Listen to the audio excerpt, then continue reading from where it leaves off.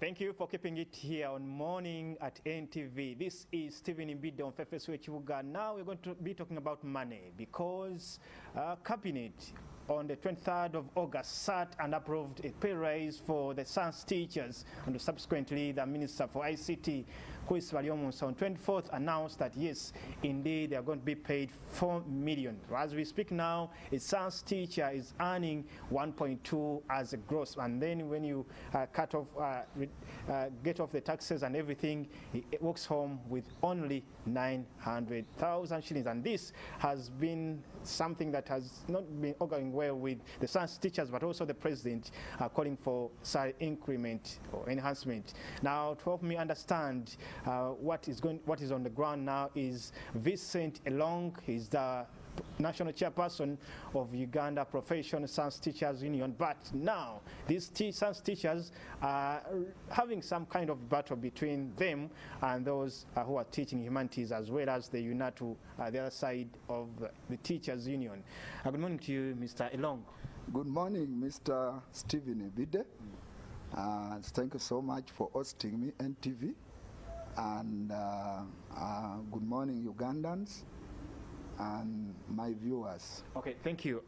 Just bring us to speed. Why are you almost at a war? You are the teachers, we're still in a lockdown, but you as Uganda Professional Science Teachers Union and UNATU, you seem to be now in a war just because of money.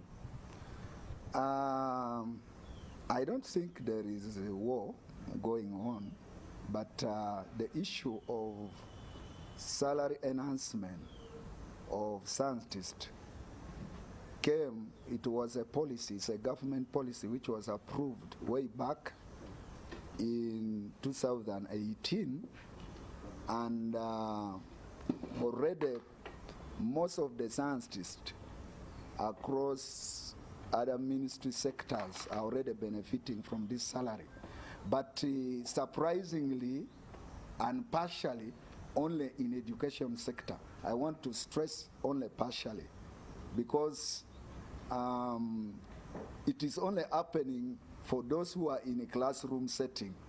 Even officers in the Ministry of Education, commissioners, inspectors, like recently some of our members crossed from teaching, one of our key leaders crossed from teaching to, and he was recruited as a desk officer. Those are senior inspectors. And already he's put in the salary scale of scientists.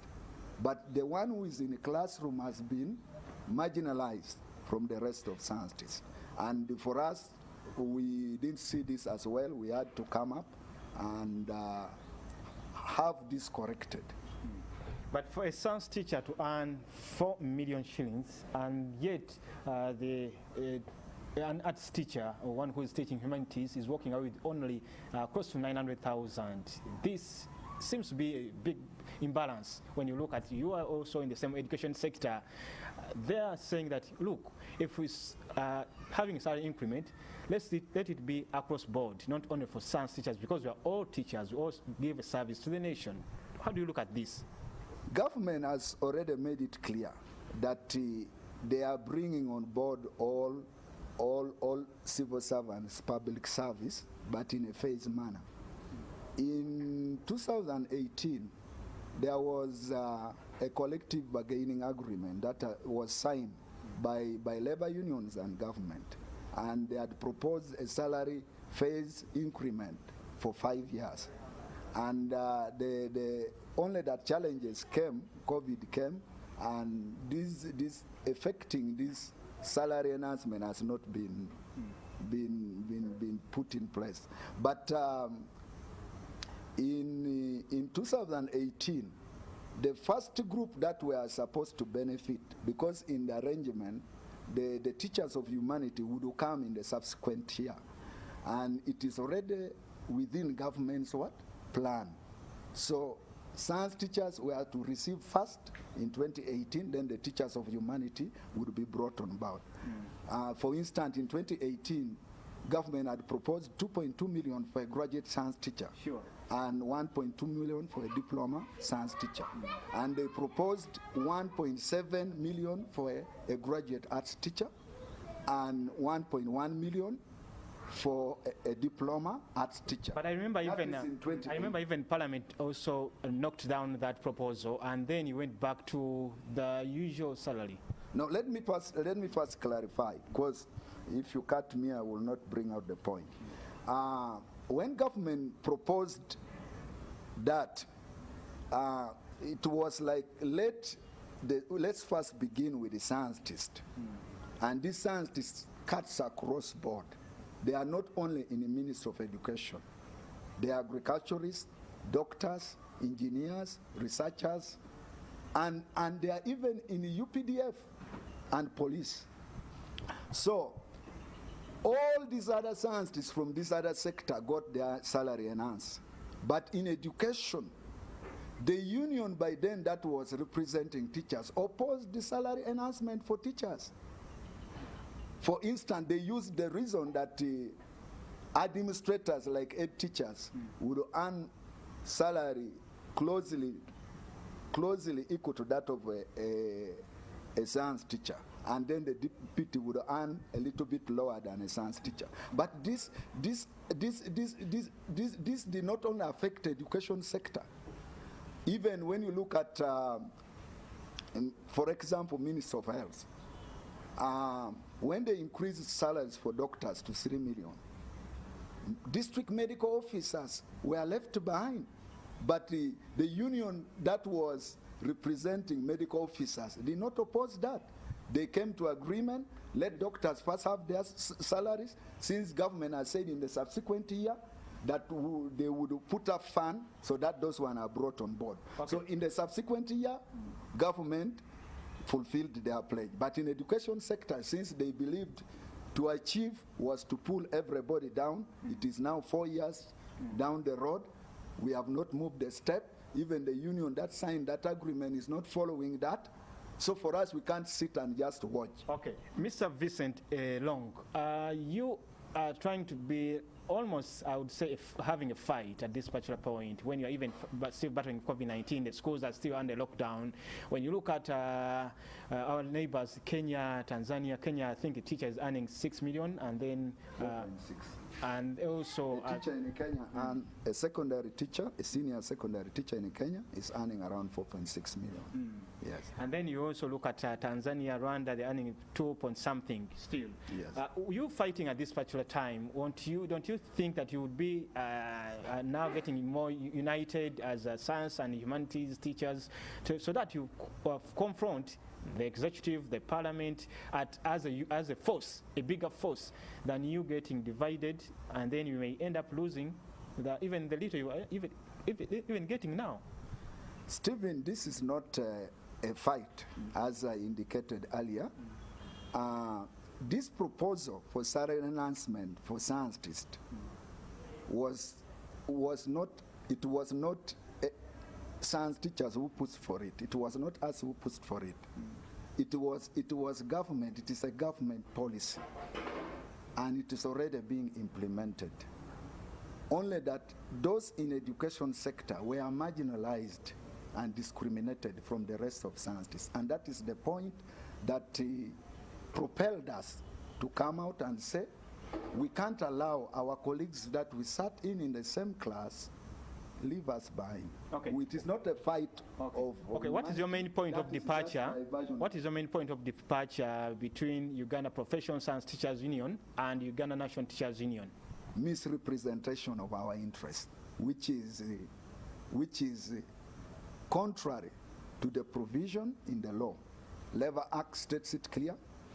People come to form a union because they have interest, and they want that interest correctly represented. And then the union is also formed to advocate for the welfare of its member. Now, if a union that you are under does the contrary, instead of advocating for increment of salary, for them they are fighting to bring it down. What do you expect? Do you expect the members to remain in such a union? Definitely not.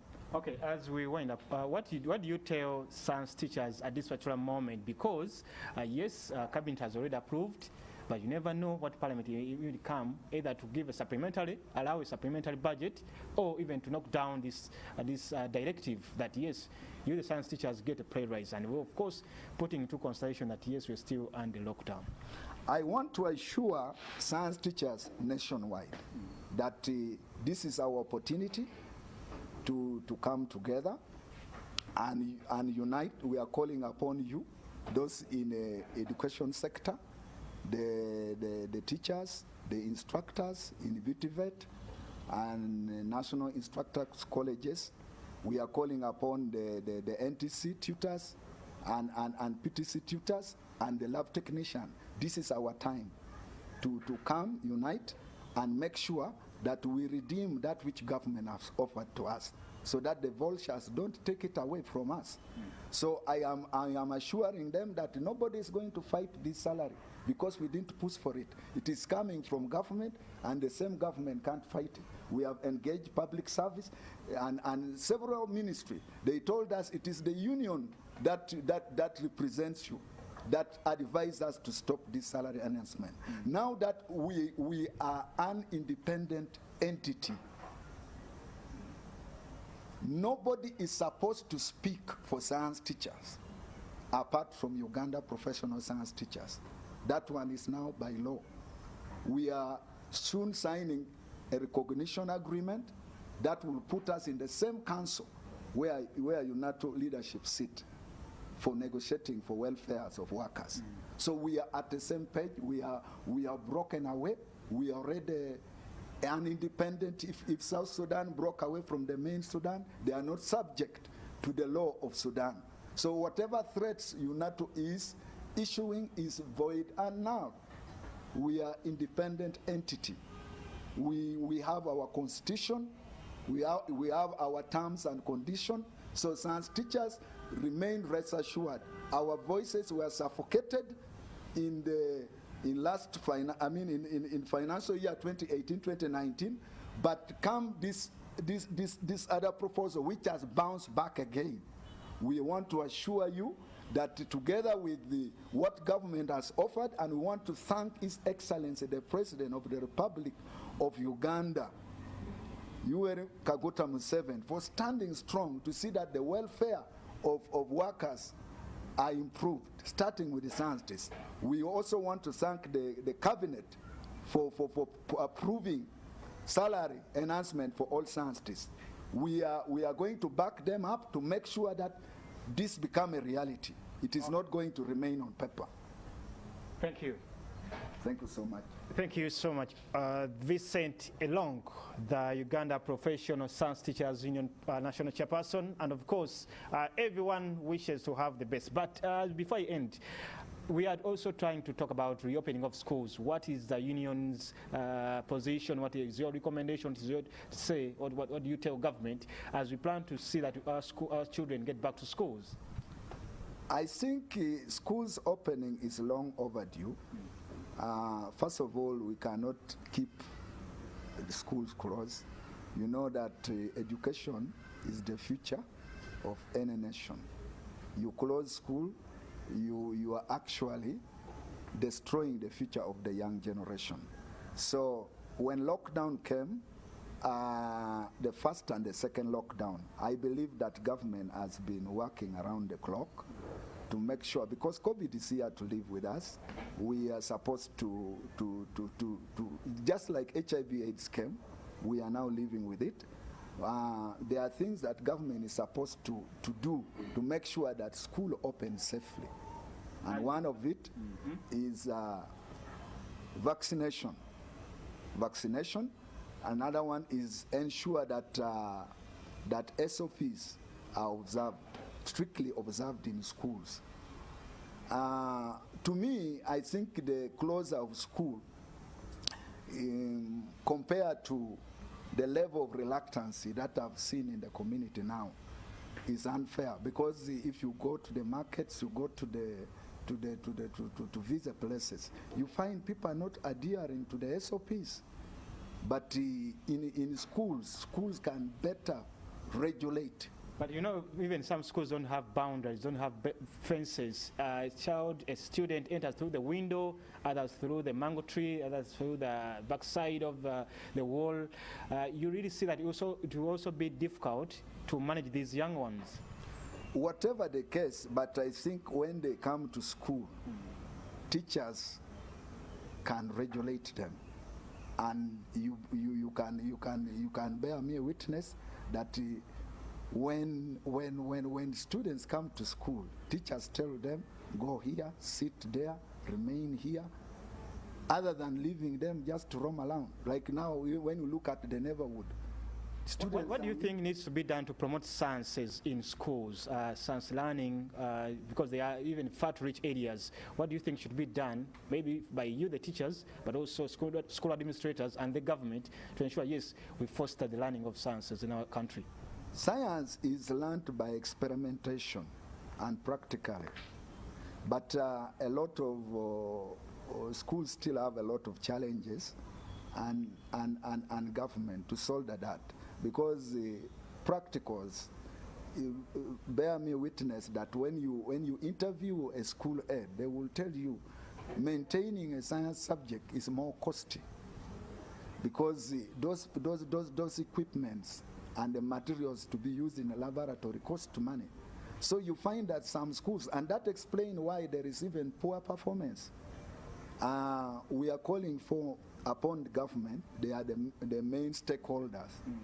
The role, the responsibility of educating the children in any nation is solely upon the government.